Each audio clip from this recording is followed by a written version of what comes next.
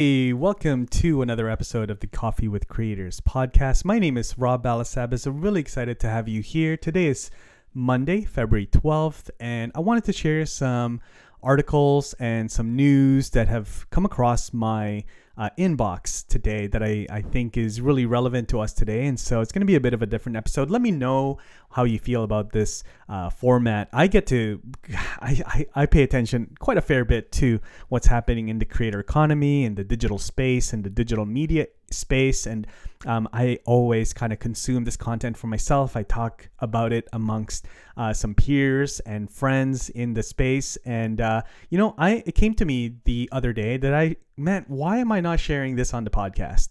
And so let me know if, this sort of quick bite-sized episode with just some interesting articles and interesting news would be helpful for you and you find value in it. I really hope so. And hopefully, it sparks some ideas.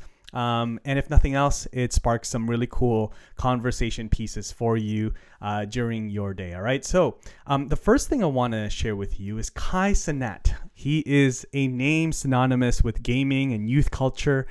He's done something no other streamer has done before. He's partnered with a major brand, a brand by the name of Nike. All right. So yes, Nike. And so the sportswear giant Nike has officially welcomed Kai into their family. So Cenat himself couldn't contain this excitement. If you guys were paying attention, he announced it. And he says, "We are officially part of the Nike family. This has been a long time waiting." He said that during a Twitch stream that he recently did. And so why does this even matter? So why does this, why should we care? Why are we paying attention as, people in the creator economy? Well, Cenat isn't just any streamer. He's got a staggering 9 million followers on Twitch. He's a major influencer in youth culture. You might have seen Drake or Ice Spice, if you guys are familiar with those characters. Just popping up in his videos, right? He's a big deal, right? Even Rolling Stone has credited Cenat with popularizing the term Riz. If you have a teenager in your house or in your life, you'll know what Riz means. And so Rolling Stones credited him for popularizing that term, which is crazy. But it's not just about the cool factor. Nike has been in a bit of a slump, even though you're seeing a lot of dunks and a lot of Nikes everywhere. They're in a bit of a slump, facing some challenges from competitors and a need for innovation. Footwear and sportswear is a very competitive space, right? And so this is where Cenat comes in. Just days after announcing this partnership, Cenat and Nike threw this meetup in Las Vegas. Of course, they streamed it live to nearly 2 million viewers in a live stream. And that's not just a meetup. That's literally a statement. They're making a statement there. And so there's more on the horizon. Cenat is now stepping into the NBA All-Star Celebrity Game very soon. He's going to be decked out in Nikes, of course. And it's going to be a big moment, not just for him, but for streamers everywhere. Right? So as Cenat puts it, he's here to represent the streamer community and bring a new marketing channel to Nike when they need more hype or a burst of hype, right? They need a bit of a boost, right? And so this is actually quite fascinating. Again, as folks in the creator economy, this partnership isn't just about selling shoes. It's about bridging the two worlds together, from gaming and you can almost say content creators, right? But specifically gaming to sportswear, right? And proving the power of creators in today's digital age. And so I want to pose this question to you. If you're listening, you're watching this video, I want you to let me know, is this a sign of more groundbreaking partnerships to come? And how do you see the role of creators evolving in brand collaborations? Let me know, whether it's the comments or send me a DM on Instagram or LinkedIn. I would love for you to give me your thoughts on that. All right. Now Next headline that I came across was a story about magic and strategy with a creator by the name of Justin Flom, right? He's a magician who is not just pulling rabbits out of a hat, right? But he's also pulling in over 200 million views across TikTok and YouTube Shorts, right? He's a shorts creator, short video creator, all right?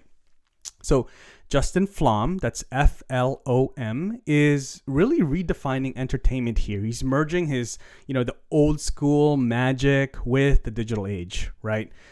Here's the kicker, though. Here's the thing about Justin that's a little bit different. He considers himself a data analyst first. It's a really interesting way to look at not as a creator first, but a data analyst first, right? He has cracked the code on what makes content stick. He says, he says, I only post videos that the data tells me will work.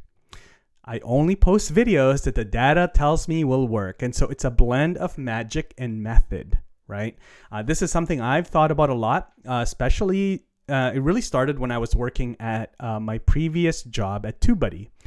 We would really look at, okay, do we create content that the data tells us we should create based on algorithms and based on, the data, right? From our YouTube, from our back end and on YouTube, all the data that is being presented to us there. Or do we create content for the audience based on the engagement that we're getting or the comments that we're getting and, that sort of thing.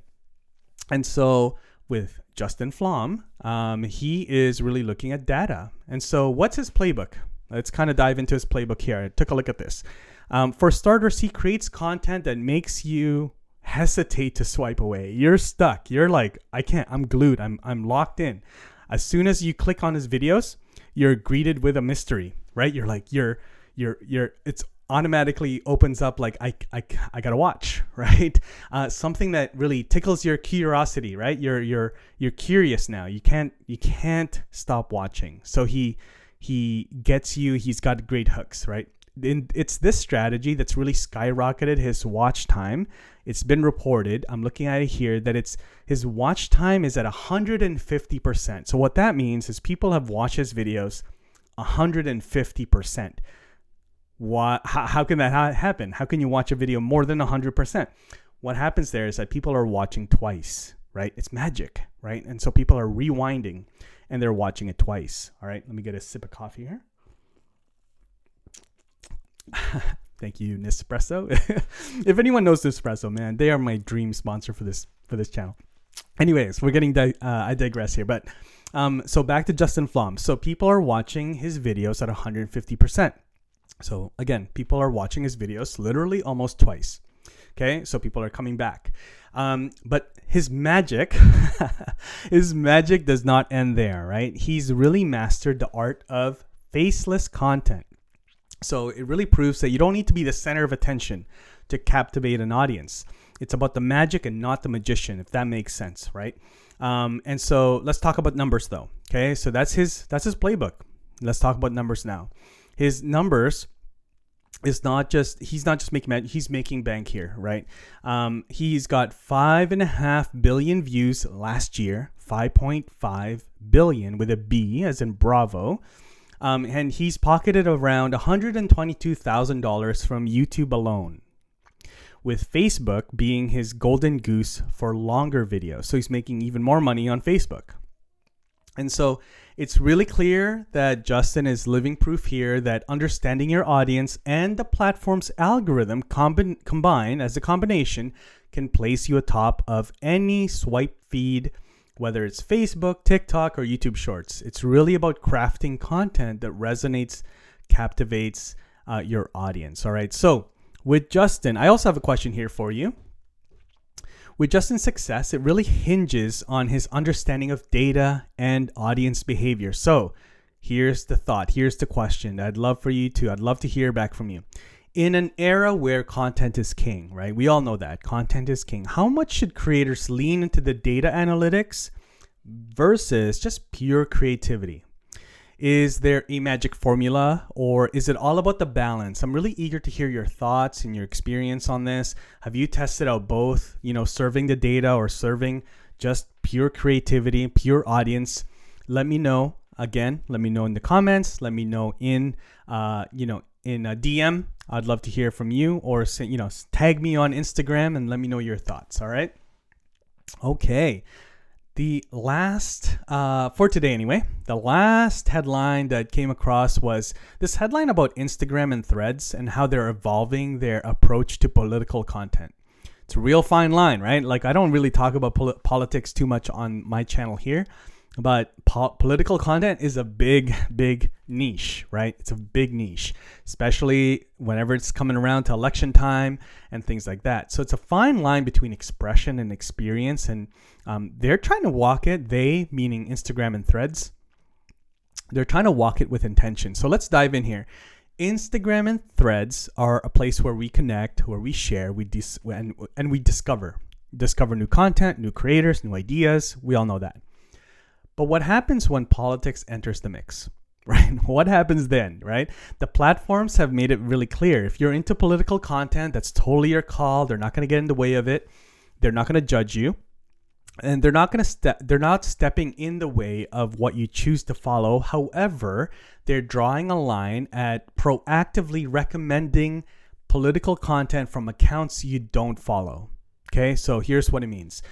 Here's what's changing. The approach isn't new, but it's being extended. Political content won't pop up in recommendation surfaces and channels like Explore or Reels unless you've chosen to show interest. You've shown interest already. So it's about giving you control over your feed without the unexpected political surprise. So here's where it gets a little interesting for creators, though, especially those with professional accounts. Okay, Instagram's giving you a tool. It's called account status to check if your content's recommendation ready. So if your content is recommendation ready, if they're ready to recommend your content. Excuse me, another sip of coffee. And so if you posted something political recently, it might affect your visibility, but don't worry, you can edit. This is what they're saying in their article. You can edit, remove, or request a review of your post. And so if you're someone who wants to stay in the loop with political news and discourse on these platforms, there's good news. You'll have the option to tweak your settings to keep those recommendations coming. This level of control is rolling out to Facebook as well, but that's going to be a story for another time when we get the update from Facebook. And so for now, it's about balance, right?